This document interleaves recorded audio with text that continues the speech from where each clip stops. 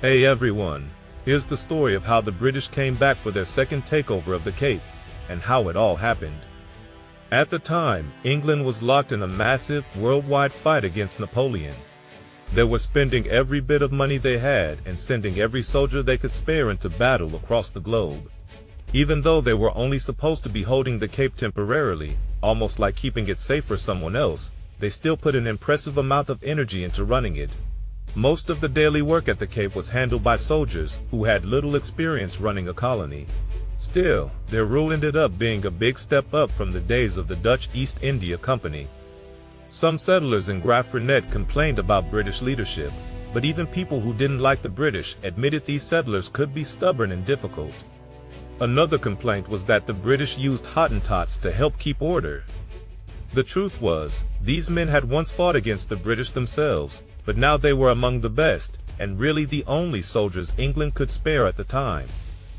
Even with all the challenges, the British brought peace to the area, encouraged trade, tried to improve farming, and treated the native people with more fairness. While not every governor they sent was a perfect fit, their first 8 years in charge were mostly seen as a success. Then came a short period of calm, the Peace of Amiens, just 2 years into the new century. The Cape was handed back to the Dutch, and Governor Janssens took charge. He was brave, wise, and respected by the people, and he continued the improvements that had already been started. But this peace didn't last long. War broke out again, and Napoleon's influence over the Dutch became even stronger. Janssens knew trouble was coming, so he got to work. He trained new troops, repaired forts the British had built, and prepared his battle plans. Since he knew the British could easily attack Cape Town from the sea, he decided his best chance was to defend further inland at a steep mountain pass called Hottentots, Holland Kloof. He stored weapons and supplies there, and even built a small gunpowder factory. But misfortune followed him. Poor harvests caused near famine, disease spread among his soldiers, and the gunpowder lab exploded, killing the officer in charge. Still, Janssens refused to give up. On January 4, 1806, the lookout on Lion Hill spotted something massive on the horizon. 59 British ships sailing into the bay, their white sails shining in the summer sun. It must have been a crushing sight for Janssens. Leading the British force was Sir David Baird, a tough Scottish soldier with years of brutal battle experience, and Sir Home Popham, a daring naval officer who had traveled, explored, and fought in many corners of the world. The seas were rough, the shore was rocky, and there didn't seem to be a good place to land. But the British couldn't wait. French reinforcements could arrive at any time. They spotted a small cove called Louisbourg's Bay, now Melkbosch, and decided to try it. Popham even ran a small ship aground to block waves and act as a breakwater. Just after midday, the landing began. In the rush, one boat from the 93rd Regiment drifted too far and capsized, drowning all 36 soldiers aboard. Despite that tragedy, most troops made it ashore. Janssens, not wanting his men to be destroyed by the fleet's heavy guns, chose to fight further inland. By the next morning, the British Army was moving toward Cape Town. Ahead of them, Table Mountain stood clear and majestic in the bright sky. The land was sandy and scrub-covered, dotted with low bushes and flowering plants. Janssens' army waited beyond Blaauwberg, made up of a mix of colonists, foreign mercenaries, slaves from Mozambique and the east, a Hottentot corps, Malay artillery, and even French sailors from ships the British had chased ashore. Janssens actually had more men, more cavalry, and more guns than the British, but the British troops were highly disciplined, experienced, and confident from many past victories. Janssens knew the odds weren't in his favor, but his sense of duty pushed him to fight. The mood in his army wasn't great. Some local newspapers had openly predicted that the British flag would be flying over Cape Town by the start of the year. Many of the German mercenaries in his ranks didn't have much reason to care about the fight. Meanwhile, Baird moved his troops carefully, keeping close to the shoreline so supplies from the fleet could reach them easily. The battle began when British grenadiers stormed a hill held by mounted burghers on Janssens' left. It was a fierce fight, and they took casualties before claiming the position. Soon, gunfire and cannon blasts roared across the battlefield as both sides clashed. When the British advanced to within 100 yards, the Waldeck Battalion, an important part of Janssens' army, started to run, and General Janssens tried his best to rally his men. He reminded them of their past victories, their duty to Germany and Waldeck, and their loyalty to their prince.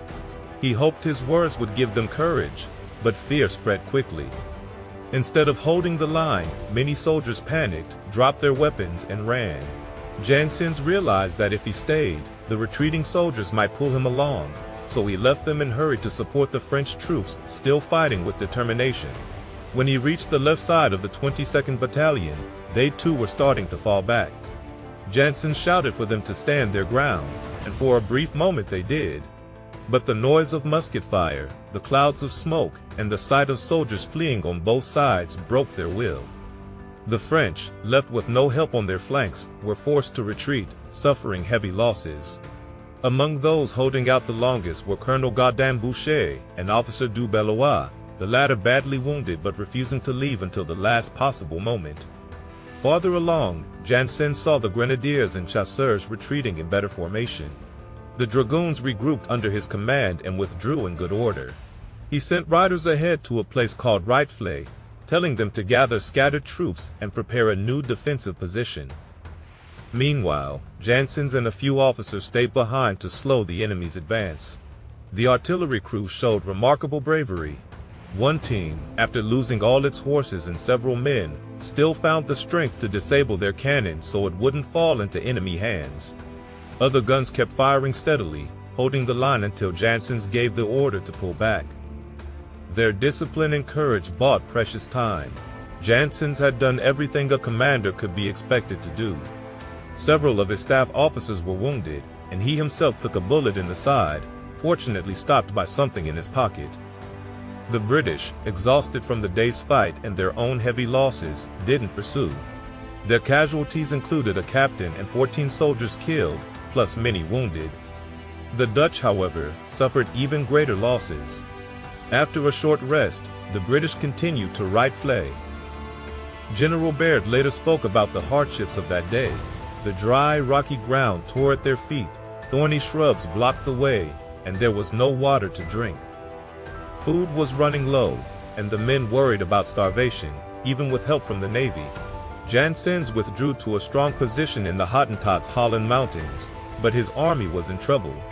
Supplies were nearly gone, desertion was growing, and Baird was bringing more troops while threatening to cut off their retreat. Still, both generals respected each other and exchanged polite letters. Eventually, Janssens agreed to surrender on generous terms. The troops could keep their personal belongings, the officers kept their swords and horses, and everyone would be sent back to Holland at British expense. They wouldn't be treated as prisoners of war, as long as they promised not to fight Britain again until they returned home. One moment showed the respect between the two sides. When Baird and Cape Town's commandant, Baron von Profilo, were signing the surrender, a British band outside began playing the national anthem. Out of courtesy to the defeated Dutch, Baird immediately told them to stop. Not long after, events took an unexpected twist. Sir Home Popham suggested an attack on Spanish America, claiming the people in Buenos Aires were weak and unhappy under Spanish rule. Baird wasn't fully convinced, but Popham persuaded him to send troops and artillery. At first the plan worked, and Buenos Aires was captured. But with no reinforcements, the locals gathered in huge numbers and fought back fiercely. After days of street fighting and heavy losses, the British had to surrender. The government back home was furious and blamed both Popham and Baird, recalling them from their posts. Despite his fair rule at the Cape and the respect he had earned from both Dutch and English settlers, Baird lost his command.